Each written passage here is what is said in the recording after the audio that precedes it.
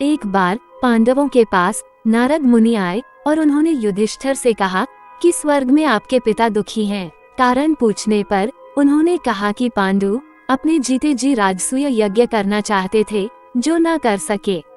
ऐसे में आपको ऐसा कर उनकी आत्मा को शांति पहुंचाना चाहिए।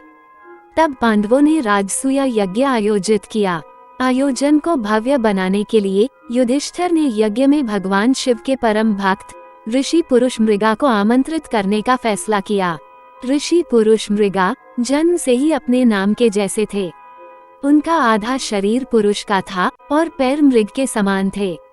उन्हें ढूंढने और बुलाने का जिम्मा भीम को सौंपा गया। जब भीम पुरुष मृगा की खोज में निकलने लगे तो श्री कृष्ण ने भीम को चेताया, यदि तुम पुरुष मृगा की गति का मुकाबला नहीं कर पाए तो वो तुम्हें मार देगा। इस बात से भयभीत भीम पुरुष मृगा की खोज में हिमालय की ओर चल दिए। जंगल से गुजरते वक्त उन्हें हनुमान जी मिले। हनुमान जी ने भीम से उसके चिंतित होने का कारण पूछा। भीम ने हनुमान को पूरी कहानी बताई। हनुमान ने कहा, ये सच है कि पुरुष मृगा की गति बहुत तेज है और उसका कोई मुकाबला नहीं कर सकता। उसकी गति मंद करने का एक ही उपाय है। चूंकि वो शिवजी का परम भक्त है, इसलिए यदि हम उसके रास्ते में शिवलिंग बना दे तो वो उनकी पूजा करने अवश्य रुकेगा। हनुमान ने ऐसा कहकर भीम को अपने 3 केश दिए और कहा, जब भी लगे कि पुरुष मृगा तुम्हें पकड़ने वाला है तो तुम एक बाल वहां गिरा देना। यह एक बाल 1000 शिवलिंगों में परिवर्तित हो जाएगा। पुरुष मृगा अपने स्वभाव अनुसार हर शिवलिंग की पूजा करेंगे और तुम आगे निकल जाना। उसके बाद भीम आज्ञा लेकर आगे बढ़े।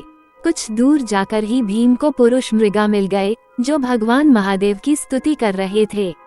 भीम ने उन्हें प्रणाम किया और अपने आने का कारण बताया। इस पर ऋषि ने सशर्त जाने के लिए हाँ कर दी।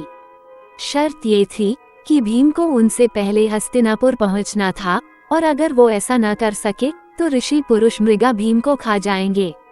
भीम ने हाँ कर दी और हस्तिनापुर की तरफ पूरे बल से दौड़े। काफी दौड़ने के बाद भीम ने भागते भागते पलट कर देखा कि पुरुष मृगा पीछे आ रहे हैं या नहीं, तो चौंक गए कि पुरुष मृगा उसे पकड़ने वाले ही हैं। तभी भीम को हनुमान के बाल याद आए और उनमें से एक को गिरा दिया।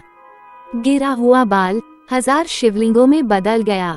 शिव के परम भक्त होने के नाते पुरुष मृगा हर शिवलिंग को प्रणाम करने लगे और भीम भागते रहे। ऐसा भीम ने 3 बार किया और जब वो हस्तिनापुर के द्वार में घुसने ही वाला था, पुरुष मृगा ने भीम को पकड़ लिया। हालांकि भीम ने छलांग लगाई थी, पर उसके पैर दरवाजे के बाहर ही रह गए। इस पर पुरुष मृगा ने भीम को खाना चाहा। इसी दौरान कृष्ण और युधिष्ठिर द्वार पर पहुंच गए। दोनों को देखकर भीम ने बहस शुरू कर दी। पुरुष मृगा ने न्याय करने को कहा। तब युधिष्ठिर ने कहा कि भीम के पांव द्वार के बाहर रह गए थे, इसलिए आप सिर्फ भीम के पैर ही खाने के हकदार है। युधिष्ठिर के न्याय से पुरुष मृगा प्रसन्न हुए और भीम को छोड़ दिया। उन्होंने राजसूय यज्ञ में भाग लिया, सबको आशीर्वाद दिया। कई जगह ऐसा कहा गया है कि हनुमान ने भीम को केशों का एक गुच्छा दिया था और हर केश नीचे गिरने पर शिवलिंग में बदल जाता था।